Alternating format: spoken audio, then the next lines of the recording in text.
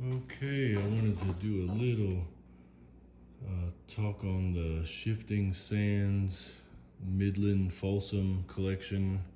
These are casts. These were all found by a guy named Richard Rose, and this is just part of the collection. They came out of Texas, I think West Texas. Anyways, I was going to go through these ultra thin knives. And these aren't the thinnest, but these things are thin. Amazing pieces. This is just a big flake. Amazing flake. Another flake. They made the Folsom Midland culture seemed to use a lot of these big flakes like that. And then they thinned them out. I have another cast that's probably 3 times thinner than this. It's about 1 or 2 millimeters thick. I'll break that out in a different video. So the Midlands are these right here, and they are really thin. They went to extreme measures to get these thins and thin, and they're, they got some nice size flaking on them. Pretty impressive stuff. You can see this one still has a flake scar from when it was part of a spall. Incredible stuff. And some of them, they're just unifaced for pretty much. And even some little boogers. And the Folsom culture seemed to make a lot of these hide scrapers, whatever they may be. And then there's this Midland, collateral flaked. It's like fluted from one side to the other. See if I can get that up close. Has micro flaking on it, which is really hard to pick up on the camera. But you can see those big collateral flakes. They must have been setting up isolated platforms. I've done a few of these, but pretty tricky to do. I'd like to get the other 2 or 3 of these casts. They have a number of them, and they're just fantastic. They were only probably done by 1 or 2 or 3 people back in the day. I've seen one from somebody else's collection online. I'd love to see a cast made of that one. All right, let's go into the Folsoms, my favorite. That's a broken back end when you see a lot of people make these. We make these really big, thick Folsoms, but a lot of them were these little paper thin with very steep microflaking.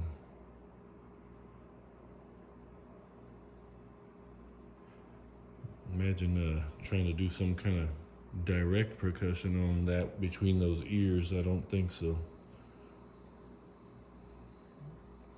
I want to see. This is one that it's Folsom Midland. So it's fluted on one side and not on the other. I want to say these two go together. Let's see, there was another Folsom Midland here. So that one's fluted on one side, and that side's not. This one was reversed fluted, so it was fluted going that way at one point, and they just turned it around and used it the opposite way. Kind of interesting. Another fluted one, and notice where they were terminating those channel flakes. Very impressive. This one would have been incredible if they could find the front end of it.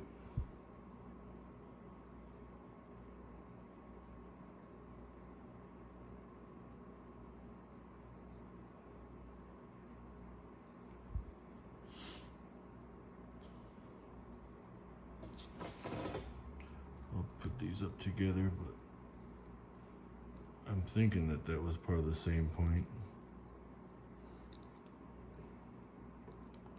Doesn't really fit, jive that way, but I think right there is where it may have connected. They're missing that little piece there, but notice where they terminated that flute.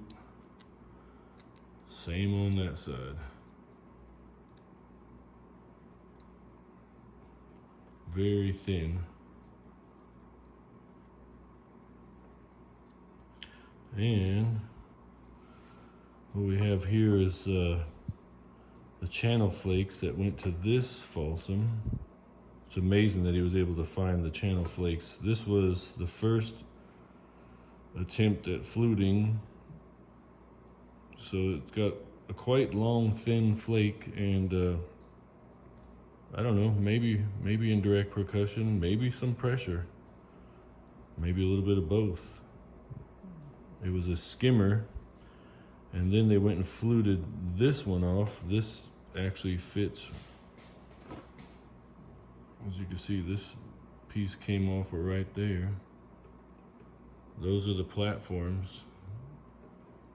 Very fine little, just like a fingernail platform.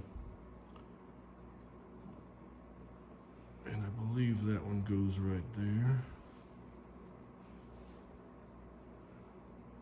And this is the platform for this one.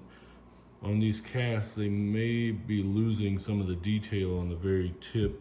I'm not quite sure. It looks like there's some flakes on there, but you know, you always think, oh, they ground their platform a whole bunch, but it doesn't look like there's any grinding. There's just a few little flakes right there.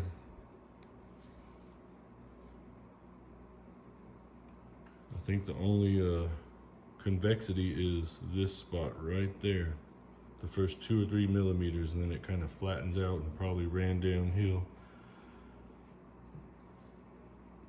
You can see where that flake went. And I will put that there. Oh, not that one. I believe it's this one.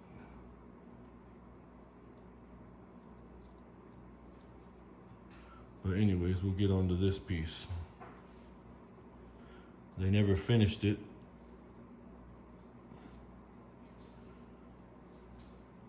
I want to say this one goes on here. Could be wrong. But anyways, they fluted it. Got both of the flakes to run off pretty good, terminated. And then they were doing some retouching. Clip that point. Kind of a bummer. Would have been a killer piece. I bet you those cuss words echoed throughout the Shifting Sands site for a minute. Paper thin. Maybe they touched this up, but it doesn't look like there's any ground area where they were resting it on something to flute, as you would for pressure. Maybe indirect, maybe it was sandwiched in between something when they were fluting.